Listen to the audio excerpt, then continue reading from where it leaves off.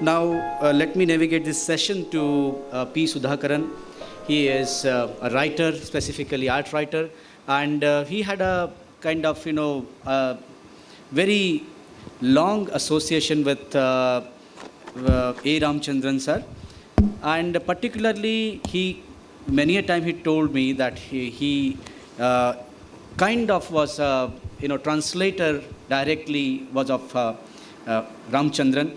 So let me navigate this session to him and let me ask him that how was his experience of being a translator of such a persona? Because firstly he was an artist and at the same time he's continuing his passion to write. So let us inquire Ramachandran as a writer through the experiences of P. Sudhakaran. Thank you. Yeah, my association with Sri Ramachandran was more as a writer because basically I'm a translator. I first read his article, The Sketchbook of Childhood, which was later translated into Malayalam by some of my friends. Unfortunately, even now, I wish I could have done that. After reading that article, I felt if Ramachandran had started focused on writing instead of painting, he would have become one of the celebrated writers in India. Because his English was almost a first language writing, though he was a Malayali who had his post-graduation in Malayalam literature. And that was the biggest challenge I faced while translating Ramachandran, because a person who is an expert in Malayalam, his own mother tongue, and he writes in another language which is almost like a first language narrative. And when I'm translating that into his own mother tongue, it's a complicated affair. Then once I got a chance to translate his writing on his hairstyle, which was later published in a magazine. And it was very interesting that he said, your translation is very good, though it's not as humorous as I write. And that was the problem. He felt that it's not poetry, it's a humor that is lost in translation. And I agreed also. But then on another occasion, he showed me an article translated by somebody. Who did it, I don't know.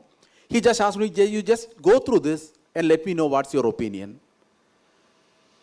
I read it and I felt that this could have been written better. When I said this, he just kept that translation apart and said, you just try translating the same article. The translated version was not with me, and I independently did that. And from that day onwards, he said, you better translate my other writings as well.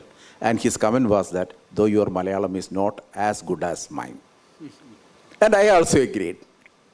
Then later on, I got the chance to do many of his translations. And even now I feel that Ramachandran should have become a great writer in English and Malayalam.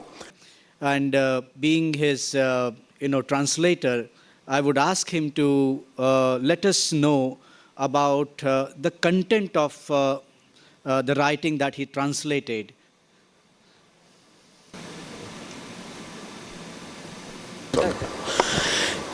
Yeah, my experience as the translator, actually it gave me a broader idea as to the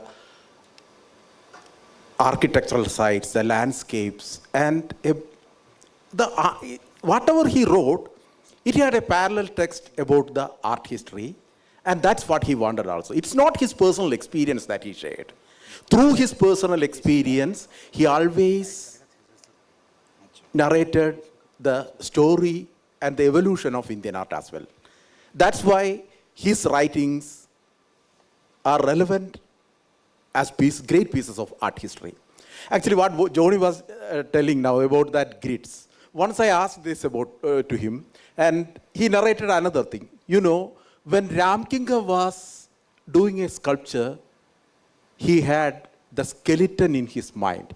And once, when I translated something he mentioned about Ramkinga, he said there's a slight mistake in that, and he drew a diagram showing me what exactly he wanted to say about Ramkinkar.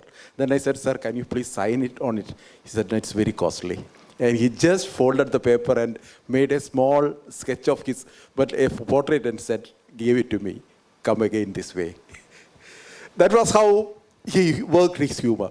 So what Joni was telling again, he left Kerala. The way a person concludes his writing, you can begin it in many ways, but to conclude, even for a painting also, work of art also, how you conclude it is far more important than in writing. We say the great beginning, a great ending is also equally important. I would like to read a couple of paragraphs so that actually the young kids will also have an idea as to what was his. This one is about his experience in Shantiniketan, where he got an owl, Loki Pacha. So that was an owl which he got during a rainy day, and the entire experience passes through a dream through which he travels back to Kerala and his journeys to Shantiniketan and all that. And it concludes like this. I woke up with a jolt. Looking through the window, I saw the world outside, bathed in clear daylight. In the corner of the room, Loki Pacha was motionless and silent. Its beautiful body lay dead, stretched out of the floor. When I went to pick it up, I saw columns of the same tiny red ants of my dream marching towards the dead bird. The prodigal never returned and never looked back. He settled in Delhi in 1964. Then, I think one more thing is about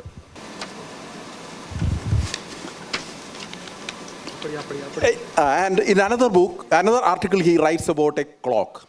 And that clock which he very carefully and diligently kept alive. I would like to use that word alive because he never wanted the clock to be dead, even though it used to ring to 13 at some times, he used to say.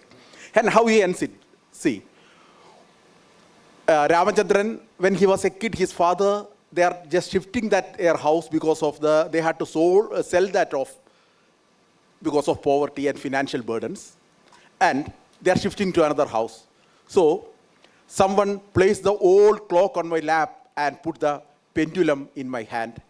The last image of our departure was my mother's tearful eyes and the grim face of my father. Only my baby brother was sleeping calmly, unaware of the catastrophe that had befallen us.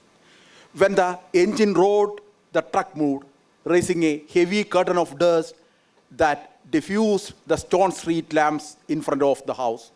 Something strange happened.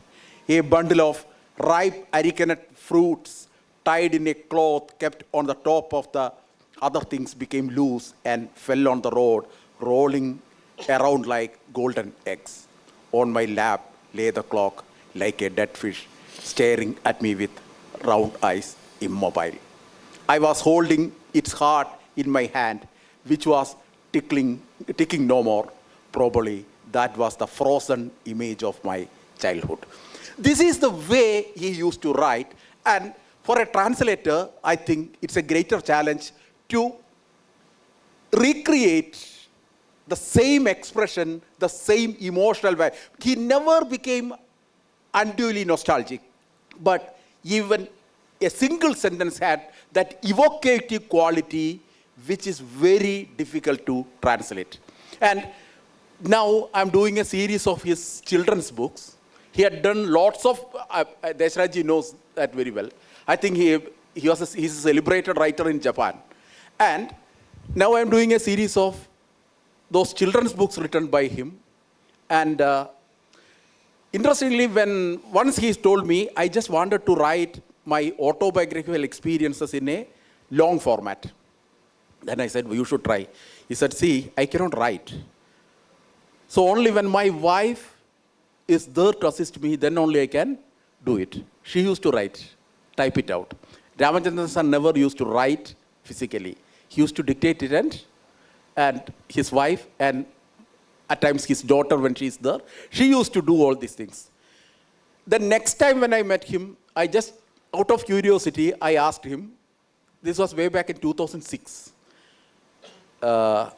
See, you want to translate me and make money. That's why you are repeatedly asking the same question.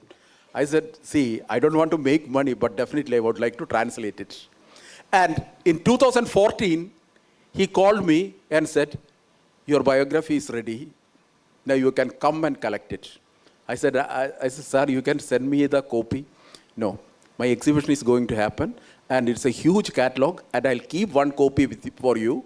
And I went there and collected it. Then I got I was lucky enough to translate that as well. And there's one more small paragraph I would like to read.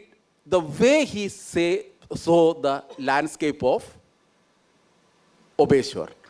It's a very small one, because I don't want to take more time from others. Lotus Pond of Obeshwar. Last. Towards the end. It's just one paragraph how you can. The Lotus Pond at Obeshwar, an inverted V-shaped valley surrounded by hills. A vast sheet of water held by a pond, like enormous ball filled with huge lotus plants and reeds. That's Obeshwar, a remote Shiva temple near Udaipur. During the monsoon, the hills, trees, and plants washed clean, resplendent, the bright face of nature. I sat near the lotus pond and watched the changing hues of colors on large leaves, the tall stalks holding flowers and buds swaying in the breeze along with golden reeds, like a graceful tribal dance. After 3 days of observation, the changing moods of this magnificent lotus pond became a lotus pond in my mind, Manasarovar, providing a Gita Govinda setting for the god of little things to enact his play. The Leela of insects, butterflies and dragonflies, swinging between the conscious and the subconscious. So while I was it's an ongoing process. I think it will take more time for me to complete whatever he has written. Like he asked Murali that I was also with him in that meeting, in another meeting before his exhibition was happening. He asked me, whether will you be able to complete all these translations during my lifetime? I said yes. But unfortunately, that didn't happen. But I'm sure we will be here to carry forward that legacy. Thank you. जब ये किताब में edit कर रहा था, मतलब compile, तो उसमें इनके नाना का जो डिस्क्रिप्शन है डेप्थ का, ये बहुत यूनिक लिटरेरी पीस है वो. मैंने उनसे कहा भी, मैंने कहा कि वो क्या है कि इनका बचपन, इन्होंने फिल्म में भी कहा है कि नाना के साथ बहुत जाते थे, बल्कि इनके फादर तो आर्मी में गायब हो गए थे. उसमें वो काफ़ी सालों तक वो पलंग पे पड़े रहे थे, मतलब वेजिटेबल हो गए थे इनके नाना आखिर में. उसमें उन्होंने उनकी डेथ का जो कहा कि वो पड़े होते थे और उनकी आंटियाँ और जो घर के और औरतें आकर के उनके पैर को हिलाती थी कि ये जिंदा है या नहीं. तो वो एक दिन आए, एक आंटी आई और उसने उनके पैर में टिकर किया, गुदगुदाई किया. तो वो अचानक हंस करके उठ के खड़े बैठ गए. उसके बाद डेथ हो गई उनकी. तो उन्होंने उसको ऐसे डिस्क्राइब किया है ना. तो ये उनमें इसीलिए मुझे लगता है कि अगर वो ऑटोबायोग्राफी प्रॉपर ढंग से पूरी लिखते तो शायद बहुत अच्छी होती.